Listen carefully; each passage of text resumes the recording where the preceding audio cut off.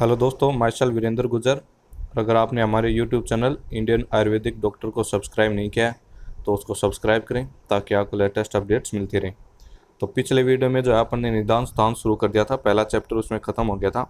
इस वीडियो में अपन second chapter के बारे में पढ़ेंगे जिसका नाम है रक्तपित्त निदानम।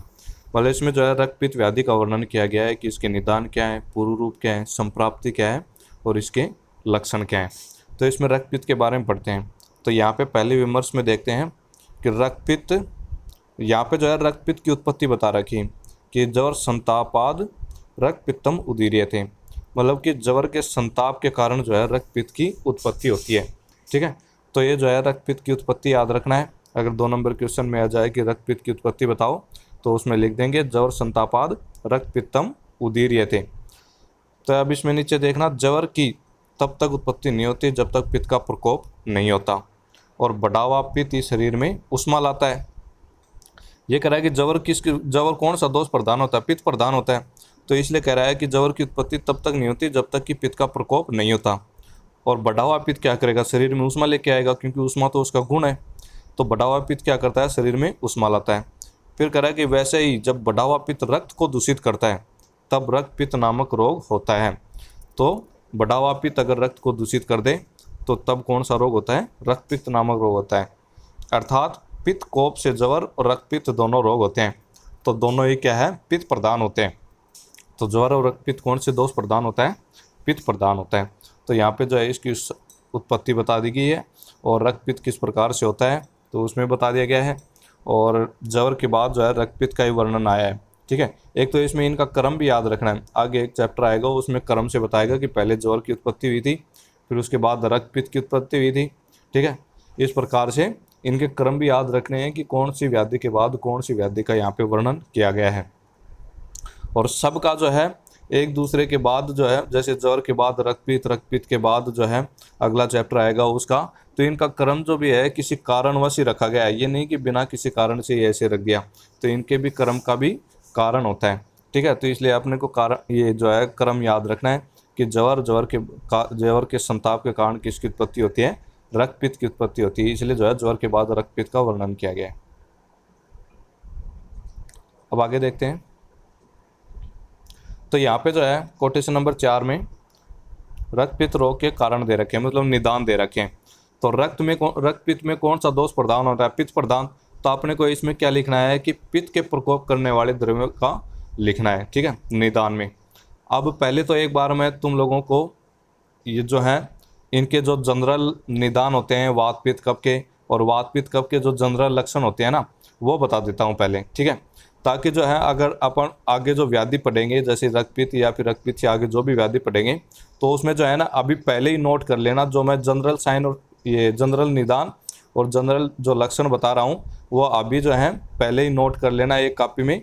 क्योंकि जब भी जो है वात पित्त कफ के भेद आएंगे, जैसे वातज उन्माद आ रहा है या फिर वातज अपस्मार आ रहा है, ठीक है, या फिर वातज गुल्म आ रहा है, तो इनके जो है जनरल निदान जो होंगे या फिर जनरल जो लक्षण होंगे वो मैं बता रहा हूँ, ताकि जो है मेरे को हर व्याधि में जो है जो जनरल निदान और लक्षण होते हैं वो बार बार न बताना पड़े। क्योंकि वही बात अगर बार बार दोहराएंगे तो फिर क्या है कि इसमें टाइम भी ज़्यादा लगता है और बार बार वही एक बात दोहरा रहे हैं तो इसका कोई सार नहीं निकलता। ठीक है, तो इनका जो है एक बार बता देता हूँ मैं, तो इनको जो है एक नोटबुक में नोट कर लेना। अब जो है वात का देखते हैं। तो वात का जो जनरल निदान होता है उसमें क्या लिख सकते हैं कि जैसे वात को प्रकोप करने वाले, तो वात के गुण जो होते हैं उसके अनुसार जो है इसका निदान लिख सकते हैं अपन। तो वात के निदान में देखना, वात का कोई भी भेद हो, ठीक है, कोई सी भी व्याधि में वात का कोई भी भेद हो तो उसमें जनरल निदान कौन से लिखेंगे कि रुक्ष द्रव्यों का अधिक सेवन कर रहा है। ठीक है, फिर कटु तिक्त कषाय रस द्रव्यों का अधिक सेवन करना, अधिक व्यायाम करना और इसके अलावा अधिक उपवास करना। ठीक है, अधिक मैथुन करना, अधिक रास्ता चलना, अधिक भार ढोना, उच्च भाषण करना, मतलब बहुत ज़्यादा तेज़ आवाज़ में बोल रहा है। फिर इसके अलावा हो गया कि ये जो है वमन विरेचन आस्थापन अनुवासन, अगर इनका जो है विरुद्ध क्रम से अपन विधि पूर्वक नियम पूर्वक इनका उपयोग नहीं कर रहे तो उससे भी क्या है वातज बढ़ते हैं। ठीक है, फिर इसके अलावा अगर हम लंघन कर रहे हैं, मतलब उपवास तो पहले ही आ गया, तो ये जो है वातज रोगों के निदान है। तो तो ये जनरल निदान है इनके। अब वात के तो अपन ने जनरल निदान देख लिए, अब पित्त के जो है जनरल निदान देख लेते हैं। ठीक है, तो इसमें देखना पित्त के जो जनरल निदान, जो कोई भी पित्त का भेद आ जाए, उन्माद, अपस्मार, गुल्म, पित्तज, ठीक है, या फिर इसके अलावा और कोई रोग आ रहा है जैसे पित्तज प्रमेय आ रहा है, तो उसमें जो है अपन जो है पित्त के निदान, जनरल निदान कौन से होते हैं, पित्त किस किस के कारण जो है प्रकोप होता है। तो इसमें देखना पित्त जो है इसको तो समन कौन करता है, कसायतिक मधुर। तो इसके अलावा जैसे अम्ल, कटु, लवण, ठीक है, इन रस वाले द्रव्यों का सेवन कर रहा है। फिर इसके अलावा अधिक धूप का सेवन कर रहा है, अधिक अग्नि का सेवन कर रहा है, फिर जो है उष्ण पदार्थों का सेवन कर रहा है, तीक्ष्ण पदार्थों का सेवन कर रहा है। इसके अलावा हो गए दही, ठीक है, दही का अधिक सेवन कर रहा है, कुलथ का अधिक सेवन कर रहा है। फिर इसके अलावा सुरा, जैसे मदिरा होगी सारी, ये भी क्या होती है, पित्त को बढ़ाने वाली होती हैं। तो सुरा, सोविरक, तुशोधक, ठीक है, इनका अगर सेवन कर रहा है तो ये क्या हो गए, पित्त के सामान्य निदान हो गए। मतलब जितने भी पित्त के विकार आए ना, पित्त के भेद आए, तो उसमें अगर निदान लिखना पड़े तो इनको जो है अपन सामान्य रूप से सभी में लिख सकते हैं। ठीक है, ये तो वात और पित्त के बता दिए। अब कफ के देखना कि कफ के निदान कौन से होंगे। तो कफ के निदान जितने भी आए उनमें अपन क्या लिख सकते हैं कफ के निदान में, तो कफ के निदान में लिख सकते हैं कि इसको कफ के समन कौन करता है, कटुतिक कषाय। तो मतलब कि मधुर, अम्ल, लवण वाले क्या करेंगे, कफ का प्रकोप करेंगे। तो इसमें क्या लिखेंगे कि मधुर, अम्ल और लवण, ठीक है, इन द्रव्यों का अधिक सेवन करना, स्निग्ध द्रव्यों का अधिक सेवन करना, अधिक गुरु भोजन करना, अधिक मात्रा में भोजन कर लेना, या फिर दिन में शयन करना, ठीक है, खाना खाने के बाद शयन करना, या फिर इसके अलावा और क्या हो गए कि अति स्निग्ध हो गया, ठीक है। तो इस प्रकार से, या फिर इनमें आते हैं कि जैसे मधुर द्रव्य वाले जो भोजन हो गए, तो इस प्रकार से ये क्या हो गए, कफ के सामान्य निदान हो गए। तो इनमें जो है अपने को इस प्रकार से लिख देना है। तो वात, पित्त, कफ के सामान्य निदान तो मैंने बता दिए कि वात, पित्त और कफ, इनके तीनों के कोई सा भी भेद आ जाए तो उनमें सामान्य रूप से जो है ये निदान अपन लिख सकते हैं किसी भी व्याधि में। फिर आगे जो है अब मैं वात का लक्षण बता देता हूँ। अगर वातज कोई भेद आता है तो उसमें सामान्य रूप से अपन जो हर व्याधि में जो है कौन से लक्षण लिख सकते हैं। तो वात में देखना शरीर का रुक्ष होना, ठीक है, शरीर में रुक्षता का होना, अनिद्रा का होना। फिर इसके अलावा क्या होगी, शरीर में चेष्टाओं का चंचल होना, फिर शरीर में लघुता का होना, शरीर में शीतपन आना। फिर इसके अलावा शरीर जो है कैसा वर्ण का हो जाता है, अरुण वर्ण का होना, ठीक है। तो इस प्रकार से ये जो है इनमें सामान्य रूप से लक्षण लिख सकते हैं अपन किसी भी वात के भेद में। अब पित्त में देखना कि पित्त में जो है सामान्य रूप से कौन कौन से लक्षण लिख सकते हैं। तो पित्त में क्या लिखेंगे कि शरीर कैसा हो जाता है, उष्ण हो जाता है, ठीक है। फिर स्वेद अधिक निकलता है, स्वेद अधिक निकलेगा तो दुर्गंध भी अधिक होगी, तो शरीर में दुर्गंध का होना। और इसमें हाँ वात में जो है मुख कैसा हो जाता है, मुख का रस हो जाता है कसाय, ठीक है, कसैलापन। और पित्त में देखना पित्त में मुख कैसा हो जाता है, कटु हो जाता है, ठीक है। इसके अलावा क्या लिखेंगे कि नख, मूत्र, पुरुष, ठीक है, और नेत्र, इनका कलर कैसा हो जाता है, वर्ण कैसा हो जाता है, पीत वर्ण का हो जाता है। फिर इसके अलावा अतिसार का होना, तो ये भी किस में होता है, पित्तज में क्या विकार है। फिर इसके अलावा मोह, भ्रम, मूर्छा, इनका होना, ठीक है। फिर क्रोध अधिक आना, क्रोध का होना। तो इस प्रकार से ये जो है पित्त में अपन सामान्य रूप से लक्षण लिख सकते हैं कोई भी पित्तज का भेद हो तो। फिर अब अपन कफ का देख लेते हैं कि कफ के सामान्य लक्षण, कोई भी कफ का भेद हो तो उसमें सामान्य रूप से अपन कौन से लक्षण लिख सकते हैं। तो कफ के भेद में देखना कि शरीर में भारीपन आना, शरीर में शीतपन आना, ठीक है। इसके अलावा अधिक निद्रा का आना, भोजन में अरुचि होना, मुख से क्या होना, लार का गिरना, लालास्राव होना, शरीर को जो है किसी गीले कपड़े से ढक दिया गया हो, इस प्रकार का अनुभव होना, ठीक है। फिर उसके नख, नेत्र, मूत्र और तवक ये कैसे कलर के हो जाते हैं, पांडु वर्ण के हो जाते हैं या फिर श्वेत वर्ण के हो जाते हैं, ठीक है। और शरीर में जकड़ाहट का होना, और ये क्या करता है कि उष्ण पदार्थों की इच्छा रखता है। वात वाला कौन सी पदार्थों की इच्छा रखता है, उष्ण पदार्थों की, ठीक है। वात और कफ वाला जो है उष्ण पदार्थों की इच्छा रखता है, और पित्त वाला क्या होता है, ये जो है शीत पदार्थों की इच्छा रखता है। तो इस प्रकार से ये जो है इनके सामान्य रूप से लक्षण हो गए हैं। तो ये जो है अगर आगे जो अपन अब व्याधियों को पढ़ेंगे तो इनमें जो है जो सामान्य वाले लक्षण होंगे वो तो मैं बताऊंगा नहीं। अभी जो मैंने बताया ये एक जो है एक जगह पेज में नोट कर लेने हैं कि इनके जो है कोई भी वात का, पित्त का या कफ का भेद आता है तो उनके कौन से निदान अपन लिख सकते हैं एक सामान्य रूप से, और अगर वात और पित्त कफ भेद आते हैं तो उनमें कौन से सामान्य रूप से अपन लक्षण लिख सकते हैं। तो ये जो है कोई से भी व्याधि में भेद आए तो उनमें ये निदान और ये लक्षण अपन सामान्य रूप से लिख सकते हैं। तो इनको ज़रा अच्छे से याद रखना है।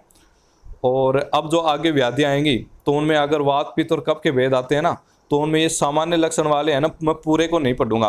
अब मैं जो कोई इंपॉर्टेंट होंगे ना, जो अलग से दे रखे होंगे, केवल मैं उन्हीं को बताऊंगा। और बाकी जो अगर पेपर में आए, एग्जाम में आए, तो उनमें जो तुम लोग अब सामान्य वाले तो बताए दिए हैं तो इनको आप लिख लेना। अब नेक्स्ट स्टार्ट करते हैं आगे रक्तपित्त चैप्टर। तो यहाँ पे जो है रक्तपित्त रोग के कारण बता रखे हैं। तो रक्तपित्त रोग के कारण में देखना है इसमें कौन से आएंगे, पित्त को बढ़ाने वाले। तो रक्तपित्त किसके कारण होता है, पित्त के प्रकोप के कारण होता है। तो इसमें पित्त को बढ़ाने वाले क्या आएंगे, निदान आएंगे। तो इसमें यवक हो गया, ठीक है।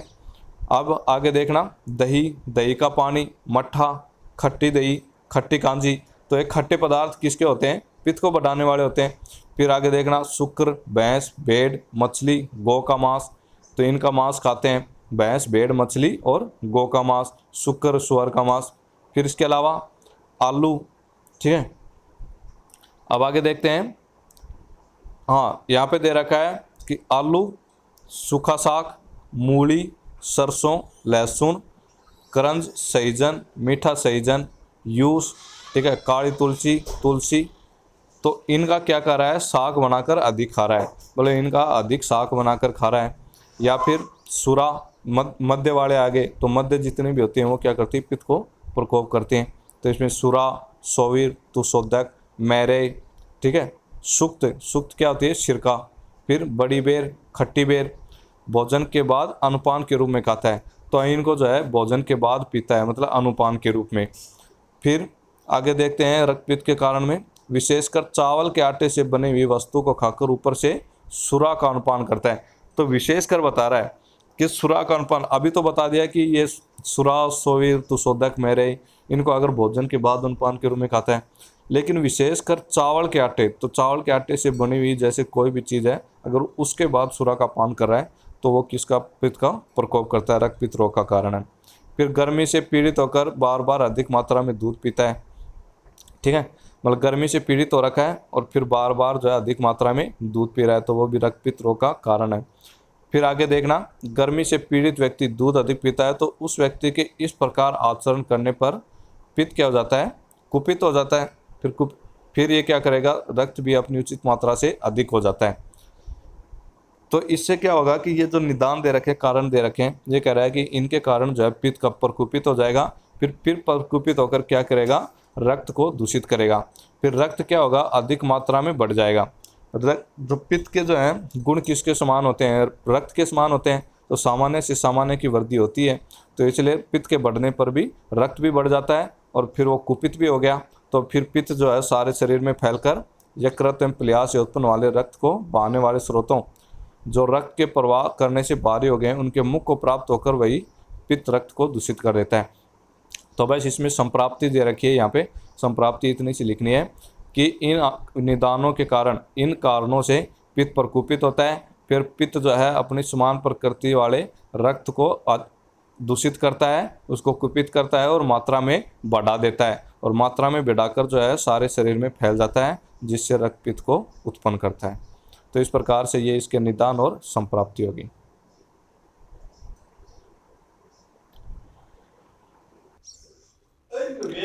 तो अब जो है इस प्रकार से यहाँ पे ऊपर देखना कि रक्तपित्त मार्ग, तो मैंने इसमें कन्फ्यूजन हो जाते हैं कि रक्तपित्त के मार्ग कितने हैं और रक्तपित्त के भेद कितने। तो इसलिए इसको मैंने ऊपर लिख दिया कि रक्तपित्त के मार्ग दो ही होते हैं, ठीक है। रक्तपित्त के मार्ग दो होते हैं, उदर और अधो। और रक्तपित्त के भेद जो है वो कितने होते हैं, तीन होते हैं, उदर, अधो और उभय। तो मार्ग अलग याद रखना, कन्फ्यूजन नहीं होना है कि मार्ग तो दो होते हैं और भेद कितने होते हैं, तीन होते हैं, ठीक है। उदर, अधो तो मार्ग हो गए, और उदर, अधो और उभय। उभय मतलब उदर भी और अधो भी दोनों ही। तो तो इस प्रकार से ये मार्ग और भेद हैं।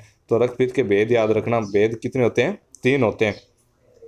2 नंबर क्वेश्चन में अलग से पूछ ले जाते हैं कि जैसे एक क्वेश्चन है इस प्रकार से भी आ जाता है कि किसी भी व्याधि का देगा और उसका भेद पूछ लेगा कि इसके कितने भेद होते हैं। ठीक है, रक्तपित्त के भेद बताओ, गुल्म के भेद बताओ, या फिर कुष्ठ के भेद बताओ, इस प्रकार से भेद पूछ लेता है। अब कोटेशन नंबर 5 में देखना रक्तपित्त की निरुक्ति। तो यहाँ पे जो है रक्तपित्त की निरुक्ति दे रखी है, तो आपने को इसमें जो है हिंदी में याद करना है और ये इंपॉर्टेंट है। रक्तपित्त की निरुक्ति पूछ ली जाती है 2 नंबर में। ये कह रहा है कि पित्त को संसर्ग के कारण, रक्त को दूषित करने के कारण, रक्त के साथ गंध और वर्ण को धारण करने के कारण रक्तपित्त कहा जाता है। ये कह रहा है कि जो पित्त होता है ना, इसमें पित्त को जो है संसर्ग के कारण, मतलब रक्त से क्या करता है? संसर्ग करता है। फिर रक्त को दूषित करने का कारण, रक्त को ये दूषित करता है, तो रक्त को दूषित करने के कारण, रक्त के साथ गंध और वर्ण को धारण करने के कारण, और ये क्या करता है कि रक्त की गंध और वर्ण को धारण कर लेता है, तो इसलिए क्या कहा जाता है? रक्तपित्त कहा जाता है। तो इसकी निरुक्ति याद रखना कि संसर्ग के कारण, रक्त को दूषित करने के कारण, रक्त के साथ गंध और वर्ण को धारण करने के कारण क्या कहा जाता है? रक्तपित्त कहा जाता है। अब यहाँ पे देखते हैं कोटेशन नंबर 6 में रक्तपित्त के पूर्व रूप। ठीक है, तो रक्तपित्त के पूर्व रूप में देखना, यहाँ पे जो है अपन इंपॉर्टेंट वाले याद कर लेते हैं। ठीक है, तो इसमें रक्तपित्त के पूर्व रूप में क्या लिखोगे? यहाँ पे दे रखा है सुक्त अमल गंधरस उद्गार। तो सुक्त अमल, ठीक है, सुक्त अमल क्या होता है? विदग्ध आहार। तो इसमें देखना सुक्त अमल गंधरस उद्गार। तो इसमें लिख रखा है भोजन के बाद पाक अवस्था में खट्टी सुक्त की तरह गंध एवं रस वाला डकार आता है। तो सुक्त होती है ना, सुक्त अभी वैसे पीछे भी आया था कि सिरका को बोलते हैं। तो खट्टी सुक्त, जो खट्टी सिरका होती है ना, उसके जैसी गंध और रस वाला क्या होता है? उद्गार आता है, डकार आता है। इसमें रक्तपित्त का पूर्व रूप है। फिर छर्देर विक्षरम गमनम। तो इसमें क्या होता है कि वमन का वेग बार बार आना। तो रक्तपित्त में जो है वमन का वेग क्या होता है? बार बार आता है। फिर आगे देखना छर्दी तस्य विभत्सा, मतलब वमन का घृणित होना। तो वमन क्या हो जाता है? घृणित हो जाता है। ठीक है, वमन से घृणा हो जाती है। अब वमन का वेग जो है इसमें बार बार आएगा, तो वमन से घृणा ही होने लगेगी फिर, तो वमन का घृणित होना। फिर आगे देख रहा है स्वर भेदो। तो इसमें स्वर भेद भी होता है रक्तपित्त में। ठीक है, रक्तपित्त में क्या होता है? स्वर भेद होता है। फिर आगे दे रखा है लोह लोहित मत्स्य आम गंधितव। तो इसमें क्या होता है कि मछली और आम की गंध की तरह गंध निकलना, मतलब लोह लोहित मत्स्य। तो इसमें मछली और आम होता है ना, उसकी तरह गंध जो है यहाँ पे निकलती है। तो इस प्रकार से ये जो है रक्तपित्त के पूर्व रूप हो गए। तो इसके अलावा जो है अपन क्या लिख सकते हैं इसमें, देख और भी नॉर्मल दे रखे हैं कि भोजन की इच्छा का न होना, भोजन के बाद जो है गले में दाह पड़ना, या फिर अंगों में स्थिरता होना, दाह होना, मुख से जो है धूम की तरह वाष्प निकल रही है। तो धूम का निकलना ये क्या होता है? मुख से धूम का निकलना, तो ये पित्त के कारण ही होता है। ठीक है, मुख से लोह, रक्त, मछली और आम की तरह गंध निकलना। ठीक है, तो ये मुख से कैसी गंध निकल रही है? लोह, रक्त, मतलब लोह लोहित आया ना, लोह लोहित मत्स्य आम गंधी। तो लोह, रक्त, लोहित हो गया रक्त, मछली और आम की तरह जो है गंध निकल रही है। फिर मलमूत्र, स्वेद, लार, सिंगाणक, मतलब नाक कमल, मुख एवं कान कमल, नेत्रमल, पीड़िकाओं, इनका वर्ण कैसा हो जाता है? रक्त हरा और पीला। ठीक है, मूत्र, स्वेद, लार हो गया, नाक कमल, मुख एवं कान कमल, नेत्रमल, तो इनका रंग कैसा हो जाता है? कलर कैसा हो जाता है? हरा, पीला और रेड कलर का हो जाता है, रक्त कलर का। फिर इसमें बार बार स्वप्न में जो है लाल, पीला, नीला, श्याम वर्ण, ये इन प्रकार की वस्तुओं को देखेगा। तो ये किसके हो गए? रक्तपित्त के पूर्व रूप हो गए। तो रक्तपित्त के पूर्व रूप में अपने को ये इंपॉर्टेंट वाले याद रखने, और थोड़ी सी वैसे भी रीडिंग मार लेनी है, याद रह जाए तो अच्छी बात है। तो इसमें क्या होता है कि सुक्त अम्ल गंध रस उद्गार, तो मतलब खट्टी सुक्त की तरह गंध एवं रस वाला डकार आता है। फिर बार बार वमन का वेग होता है, वमन घृणित होता है। फिर स्वर भेद होता है उसको, और लोह लोहित, मतलब लोह, रक्त, मछली और आम की तरह गंध वाली क्या निकलती है? गंध निकलती है। तो ये इसके रक्तपित्त के पूर्व रूप हैं। अब नेक्स्ट देखते हैं रक्तपित्त के उपद्रव। तो यहाँ पे जो है रक्तपित्त के उपद्रव दे रखे हैं, तो ये इंपॉर्टेंट है, अपने को याद करने। 2 नंबर क्वेश्चन में सीधा पूछ लिया जाता है कि रक्तपित्त के उपद्रव बताओ। तो रक्तपित्त के उपद्रव बताओ, तो अपने को कम से कम जो है 2 नंबर क्वेश्चन है तो कम से कम 4 तो अपने को लिख के ही आने उसमें रक्तपित्त के उपद्रव में, ठीक है। तो इसमें देखना दौर्बल्य, अरोचक, विपाक, श्वास, काश, जवर, अतिसार, शोफ, शोष और पांडुरोग, स्वर भेदस्त। तो ये क्या है, रक्तपित्त के उपद्रव बता रखे हैं। कौन कौन से? दौर्बल्य मतलब दुर्बलता का आना शरीर में, अरोचक भोजन में अरुचि होना, ठीक है। फिर विपाक मतलब खाए हुए अन्न का ठीक तरह से न पचना, तो खाया हुआ अन्न जो है ठीक तरह से न पचता है, ये रक्तपित्त के उपद्रव होते हैं। फिर श्वास हो गया, काश हो गया, जवर हो गया, अतिसार, शोफ, शोफ मतलब शोथ होना, एडिमा होना, ठीक है। शोष हो गया तो शरीर क्या हो रहा है, शोषण हो रहा है शरीर का। फिर पांडु रोग हो गया और स्वर भेद हो गया। तो स्वर भेद जो अपन ने वहां पे भी देखे थे रक्तपित्त के पूर्व रूप में, ठीक है। रक्तपित्त के उपद्रव में भी स्वर भेद आ रहा है और रक्तपित्त के पूर्व रूप में भी क्या हो रहा है, स्वर भेद आ रहा है। तो इस प्रकार से ये जो है अपने को रक्तपित्त के उपद्रव याद रखने। अब यहाँ पे देखना विमर्श में दे रखा है, उपद्रव उसे कहते हैं जो एक व्याधि होने के बाद दूसरी व्याधि हो, पर वह दूसरी व्याधि प्रथम व्याधि की चिकित्सा करने में रुकावट उत्पन्न न करता हो। मतलब ये जो उपद्रव होते हैं ये एक व्याधि के उत्पन्न होने के बाद ही क्या होते हैं, उत्पन्न होते हैं, ठीक है। मतलब उपद्रव जो व्याधि होती है, लेकिन ये प्रधान रूप की व्याधि नहीं होती है, अप्रधान होती है, ठीक है। किसी व्याधि के कारण जो है ये व्याधि उत्पन्न हो रही है। तो इसमें उपद्रव की परिभाषा में क्या लिखोगे कि जो एक व्याधि होने के बाद दूसरी व्याधि हो, लेकिन दूसरी व्याधि जो है ये उपद्रव वाली जो व्याधि है ये जो है प्रथम व्याधि की चिकित्सा करने में रुकावट उत्पन्न न करती हो, तो उसको क्या बोलते हैं, उपद्रव बोलते हैं। फिर नीचे विमर्श में देखना कि रोगों में दोषों के प्रबल होने पर ही उपद्रव होते हैं। मतलब अगर कोई रोग हो रहा है तो उसमें दोष जो है बहुत ही प्रबल वाले हैं, ठीक है।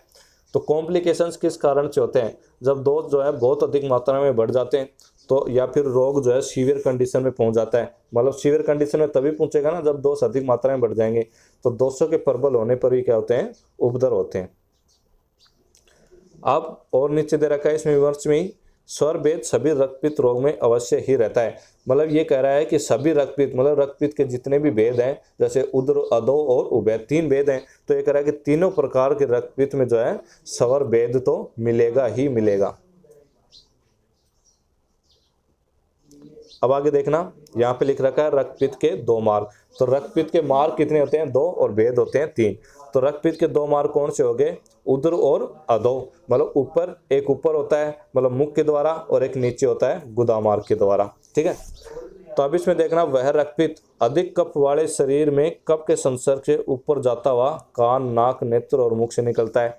तो ये कह रहा है कि उदर में जो है मुख के साथ साथ इसने कान, नाक, नेत्र को भी ले लिया है, ठीक है। ये भी क्या होते हैं कि पोर होते हैं इनमें, तो इनके द्वारा भी निकल सकता है।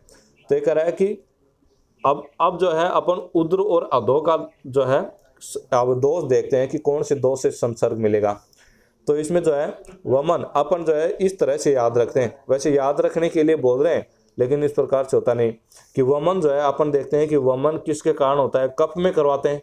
तो ऊपर से जो उदर मार्ग से जो रक्तपित्त निकलेगा वो कैसा होगा, कफ के संसर्ग वाला होगा। तो ठीक है, तो इस प्रकार से कफ के संसर्ग से ये किसमें, कान, नाक, नेत्र और मुख से निकलता है। कौन सा, उदर मार्ग वाला। अब अधो मार्ग वाला देख लेते हैं। अधिक वायु शरीर में वात के संसर्ग से नीचे आकर मूत्र और गुदा मार्ग से निकलता है। तो अधो जो होता है रक्तपित्त वो कहाँ से निकलता है, वात का संसर्ग, उसमें वात का संसर्ग होता है और मूत्र और गुदा मार्ग से निकलता है। फिर अधिक कफ और वात प्रधान शरीर में कफ वात के संसर्ग से ऊपर एवं नीचे दोनों मार्ग में वो पहुंचता है और दोनों मार्गों में पहुंचकर वह शरीर के सभी छिद्रों से निकलता है। मतलब अगर उभय मार्ग से निकल रहा है, ठीक है, तो उसमें कौन से दोषों का संसर्ग होगा, कफ और वात दोनों दोषों का संसर्ग होगा। तो इसमें कह रहा है कि ऊपर और नीचे दोनों मार्गों से वो निकलता है और इसके साथ साथ वो कह रहा है कि सभी छिद्रों से, शरीर में जितने भी छिद्र होते हैं वहाँ से वो रक्तपित्त क्या होता है, निकलता है। तो ये रक्तपित्त के 2 मार्ग बता दिए कि उदर मार्ग और अधो मार्ग। उदर मार्ग जो है कफ का संसर्ग होता है, कान, नाक, नेत्र, मुख से निकलता है, और अधो मार्ग जो है वह उसमें वात का संसर्ग होता है और वो मूत्र और गुदा मार्ग से निकलता है।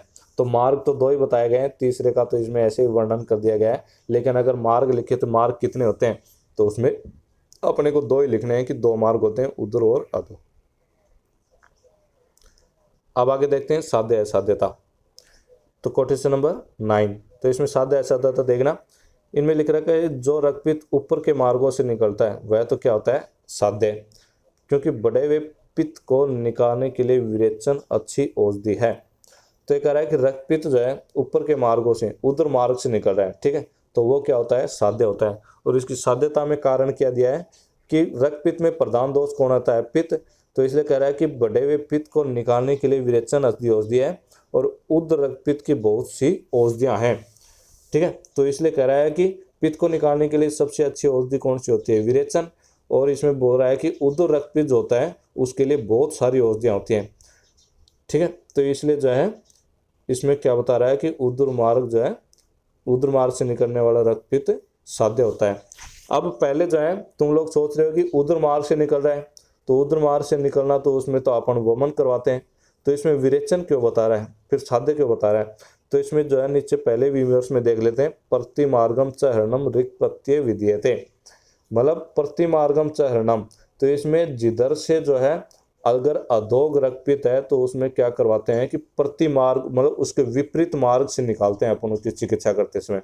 तो इसका चिकित्सा सूत्र पूछा जाए रक्तपित्त का, तो रक्तपित्त का चिकित्सा सूत्र जो है यही होता है, प्रतिमार्गम च हरणम रक्तपित्ते विधीयते, कि रक्तपित्त में जो है अगर उद्र रक्तपित्त है तो उसमें अधो मार्ग से अपन चिकित्सा करवाते हैं, और अगर अधो मार्ग अवगत रक्तपित्त है तो उसमें अपन उद्र मार्ग से क्या करते हैं, उसको निकालते हैं रक्तपित्त को। तो इसमें विपरीत मार्गों के द्वारा क्या की जाती है, चिकित्सा की जाती है।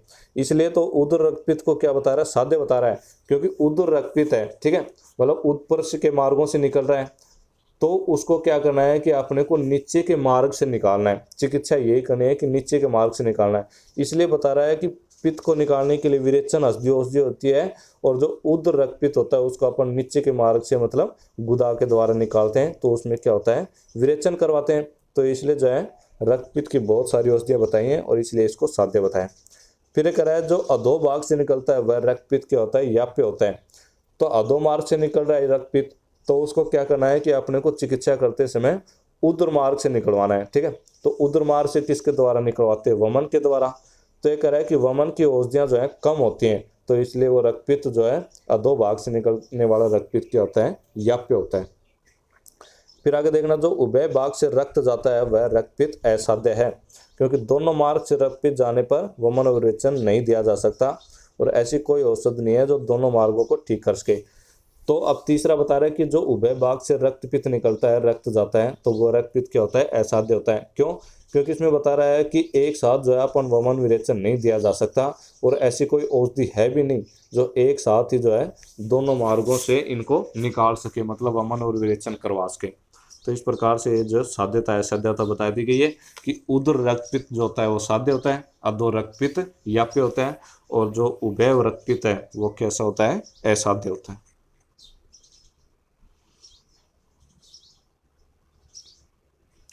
अब यहाँ पे देखना रक्तपित्त का विप्रकृष्ट कारण दे रखा है। तो रक्तपित्त का विप्रकृष्ट कारण क्या है, यहाँ पे देखना कोटेशन नंबर 10 में, दक्ष यज्ञो उद्वंस से, ठीक है, दक्ष यज्ञ का उद्वंस होने के कारण। तो इसमें देखना रक्तपित्त का प्रकोप तो प्राचीन काल में दक्ष प्रजापति के यज्ञ के नष्ट होने पर रुद्र के कोप और अमरस रूपी अग्नि से संतप्त शरीर और प्राण वाले प्राणी में ज्वर के बाद हुआ। ये कह रहा है कि दक्ष प्रजापति का जो है यज्ञ चल रहा था, तो उस यज्ञ को जो है शिव जी को वहाँ पे जो है नहीं बुलाया गया था, तो इसलिए उन्होंने क्या किया कि शिव जी प्रकोप हो गए, क्रोधित हो गए, तो उसके रुद्र के कोप के कारण, रुद्र बोलते हैं शिव को, ठीक है, तो रुद्र के कोप के कारण और उनकी अमरस रूपी अग्नि के कारण जो है शरीर संतप्त हो गया, और फिर ज्वर हुआ, और ज्वर के संताप के कारण किसकी उत्पत्ति हुई, रक्तपित्त की उत्पत्ति हुई। तो इस प्रकार से ज्वर और रक्तपित्त की उत्पत्ति बताई है। तो ये इसका रक्तपित्त का विप्रकृष्ट कारण पूछ लिया जाए, ज्वर के रक्तपित्त के विप्रकृष्ट कारण में अपने को यही लिखना है। अब इसमें चिकित्सा सूत्र दे रखा है, ठीक है, रक्तपित्त का चिकित्सा सूत्र कोटेशन नंबर 11। वैसे रक्तपित्त का चिकित्सा सूत्र पूछा जाए तो अपने को वही लिखना है, प्रतिमार्गम च हरणम रक्तपित्तम विधीयते, मतलब प्रतिमार्गों से दोषों को निकालना ही क्या होता है, रक्तपित्त का चिकित्सा सूत्र है, ठीक है। अब इसमें भी देख लेते हैं कि संतर्पण अपतर्पणेन, तो इसमें क्या दे रखा है कि संतर्पण के द्वारा या फिर अपतर्पण के द्वारा क्या करते हैं, इसकी चिकित्सा करते हैं। तो एक तो चिकित्सा सूत्र वो याद रखना है और एक चिकित्सा सूत्र ये वाला याद रखना है, संतर्पण या फिर अपतर्पण।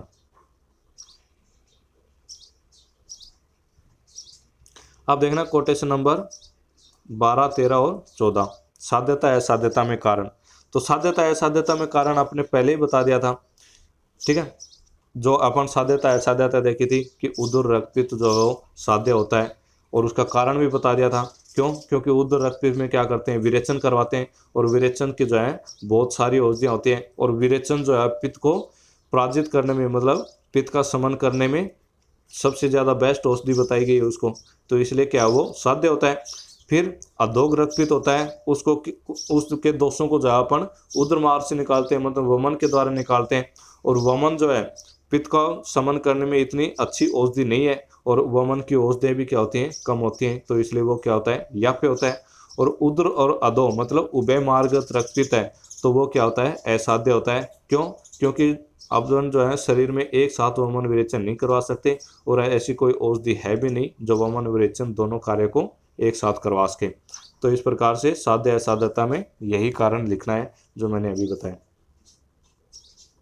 इसमें ये लिख रहा है कोटेशन नंबर 13 में देखना, विरेचन तु पित्तस्य जयार्थे प्रमोदम, मतलब विरेचन जो है पित्त को जीतने के लिए परम औषध बताई गई है, मतलब पित्त को विजय करने के लिए, पित्त को जयार्थे मतलब जीतने के लिए परम औषध कौन बताई गई है, विरेचन बताई गई है।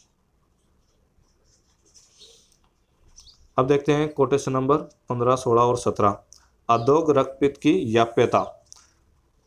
तो अधोग रक्तपित्त की ये यहाँ पे कोटेशन में देखना है, पर वमनिम ही न पित्त से हरने श्रेष्ठम उच्यते, मतलब इसमें कह रहा है कि वमन जो है पित्त को निकालने में उत्तम नहीं होता। क्यों? क्योंकि वमन किसको निकालने में उत्तम होता है, कब को निकालने में उत्तम होता है, तो ये बता रहा है कि वमनम ही न पित्त से हरणे श्रेष्ठम उच्यते, मतलब वमन जो है पित्त को निकालने में, हरण करने में श्रेष्ठ नहीं होता है, तो इसलिए जो है अधोग रक्तपित्त क्या होता है, याप्य होता है, और वमन को निकालने वाली, वमन वाली औषधियाँ भी कितनी होती हैं, कम ही होती हैं। अब यहाँ पे देखना कोटेशन नंबर 18, 19, 20, रक्तपित्त की असाध्यता। तो असाध्य रक्तपित्त कौन सा होता है, जो दोनों मार्गों से निकलता है, उभय मार्गत रक्तपित्त होता है, वो क्या होता है, असाध्य होता है। तो इसमें देखना ये जो है, ये फिर से आ गया, ये रक्तपित्त का चिकित्सा सूत्र है। तो रक्तपित्त का चिकित्सा सूत्र पूछा जाए तो दो आ गए हैं अभी तक, कि प्रति मार्गम च हरण रक्तपित्त विधीयते, मतलब प्रति मार्गों से दोषों का निकालना, दोषों का हरण करना कि रक्तपित्त का चिकित्सा सूत्र है। और संतर्पण अपतर्पण ये भी किस में दे रखा था, चिकित्सा सूत्र में दे रखा था। अब रक्तपित्त की असाध्यता बता रहा है कि जो दोनों मार्गों से निकलता है वो क्या होता है, असाध्य होता है। क्यों? फिर इसमें देखना, रक्तपित्त में विरुद्ध मार्ग से दोषों का निकालने का विधान है, मतलब प्रति मार्ग, मतलब जो विरुद्ध मार्ग बता रहा है कि अगर अधोग है तो उसको ऊपर से निकालना, और ऊर्ध्व है तो उसको नीचे से निकालना, मतलब उल्टे मार्गों से निकालना, विरुद्ध मार्ग से निकालना, दोषों को निकालने का विधान है रक्तपित्त में। किंतु कह रहा है कि उभय मार्ग रक्तपित्त के लिए विरुद्ध मार्गगामी कोई औषध नहीं है, लेकिन ये कह रहा है कि उभय मार्ग रक्तपित्त जो होता है तो उसके लिए जो है वमन विरेचन मतलब दोनों ही करवाने वाली कोई औषध नहीं होती है, तो इसलिए ये क्या होता है, असाध्य होता है।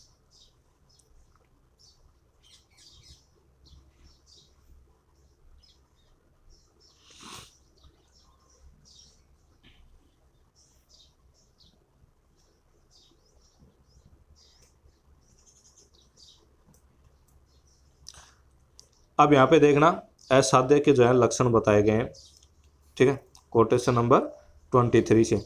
तो असाध्य के लक्षण वहाँ पे ऊपर तो देखना नहीं, तो यहाँ से दो, इसमें और भी बता रखे हैं, तो ये भी किसके असाध्य के लक्षण होते हैं, कि कौन से लक्षण आने पर रक्तपित्त को असाध्य कहा जाता है, ठीक है। या फिर ऐसे पूछ ले कि असाध्य रक्तपित्त के लक्षण बताओ, तो अपने को क्या करना है, उसमें असाध्य रक्तपित्त के लक्षण लिखने पड़ेंगे। तो असाध्य के रक्तपित्त के लक्षण पूछे तो अपने को कौन कौन से लिखने हैं, अब इसमें देखना, जो इंपॉर्टेंट हो वो याद कर लेते हैं। अब कोटेशन नंबर 24 में देखना, शक्कर धनुष प्रभम, मतलब इंद्रधनुष की तरह जो होता है वो लाल, हरा, पीला, और ठीक है, मतलब इसमें क्या लिखना है कि शक्कर धनुष प्रभम, वो मतलब कि जो रक्त निकलता है ना, रक्तपित्त में जो रक्त निकलता है वो कैसा होता है, इंद्रधनुष की तरह वर्ण वाला होता है, ठीक है, इतना लिख देना। फिर आगे देखेंगे तो ये कह रहा है कि रक्त में सफेद जो है, अगर जो रक्तपित्त में रक्त निकल रहा है उसको क्या किया जाए, सफ़ेद कपड़े पर रंग दिया जाए। और फिर अगर उस कपड़े को अपन धोते हैं तो उस पे जो है लाल कलर, मतलब रक्त का वर्ण जो है वो छूटता नहीं है, तो वो रक्तपित्त क्या होता है, असाध्य होता है। तो ये दूसरा पॉइंट हो गया। फिर गिरने वाले रक्त में दुर्गंध अधिक हो, अगर जो रक्तपित्त गिर रहा है, मतलब रक्त गिर रहा है, अगर उसमें अधिक मात्रा में दुर्गंध होती हो, या फिर रक्त जो है अधिक मात्रा में गिर रहा हो, सभी उपद्रव एक साथ उत्पन्न हो, अभी रक्तपित्त के उपद्रव देखे थे, अगर वो सारे के सारे एक साथ उत्पन्न हो जाए, या फिर बल एवं मांस के क्षय होने पर, तो अगर बल और मांस का क्षय हो रखा है तो रक्तपित्त क्या होता है, असाध्य होता है। फिर आगे देखना कि जिस रक्तपित्त से पीड़ित रोग मनुष्य सभी दिखाई देने वाली वस्तुओं को और आकाश को रक्त वर्ण का देखता है। अगर यदि मनुष्य कह रहा है कि रक्तपित्त से पीड़ित है, ठीक है, और वो वस्तुओं को या फिर आकाश को रक्त वर्ण का देखता है, तो भी रक्तपित्त क्या होता है, असाध्य होता है। फिर आगे देखना कि ऐसे असाध्य रक्तपित्त के रोगी को त्याग देना चाहिए, या पे रक्तपित्त के रोगी को पथ्य आहार विहार की सुविधा प्रदान कर यत्न से रोग का यापन करना चाहिए। मतलब कह रहा है कि असाध्य, ये पहले भी अपने को पता है कि अगर असाध्य कोई रोग होता है तो उसके अपने को त्याग देना चाहिए, उसकी चिकित्सा नहीं करनी चाहिए। और अगर याप्य रक्तपित्त है तो उसमें क्या करना है कि रोगी को पथ्य आहार विहार लेने के लिए कहना चाहिए, क्योंकि याप्य रोग क्या होते हैं, जब तक व्यक्ति पथ्य आहार विहार का सेवन करता है तब तक ठीक रहते हैं, और जैसे ही उसने थोड़े से भी निदान का सेवन किया वैसे ही वो क्या हो जाते हैं, प्रकोपित हो जाते हैं। तो इस प्रकार से याप्य रक्तपित्त के रोगी को पथ्य आहार विहार का सेवन करने के लिए कहना चाहिए। और साध्य रक्तपित्त की चिकित्सा जो है सावधान होकर सिद्ध अनुभूत औषधों से करनी चाहिए। तो इस प्रकार से जो है ये दे रखा है। तो इसमें असाध्य रक्तपित्त के लक्षण पूछे तो एक बार दोबारा से बता देता हूँ, असाध्य रक्तपित्त के लक्षण में क्या लिखोगे। तो असाध्य रक्तपित्त के लक्षण में क्या लिखना है कि यदि रक्त गिरने वाले जो रक्त का वर्ण इंद्रधनुष की रंग वर्ण की तरह होता है, या फिर रक्त में अगर सफ़ेद कपड़ा रंग जाए और वो धोने पर भी जो है रंग न छूटे। इसके अलावा रक्त में दुर्गंध अधिक है, रक्त अधिक मात्रा में गिर रहा है, या फिर सभी उपद्रव एक साथ उत्पन्न हो, बल और मांस का क्षय हो गया है, और सभी दिखाई देने वाली वस्तुएं और आकाश रक्त वर्ण का देखता है। ठीक है, तो ये वाले अगर लक्षण दिखाई देते हैं रक्तपित्त के रोगी में, तो वो रक्तपित्त कैसा होता है, असाध्य होता है। अब यहाँ पे जो है अपना चैप्टर खत्म हो गया है। नेक्स्ट वीडियो में अपन नेक्स्ट चैप्टर के बारे में पढ़ेंगे। धन्यवाद।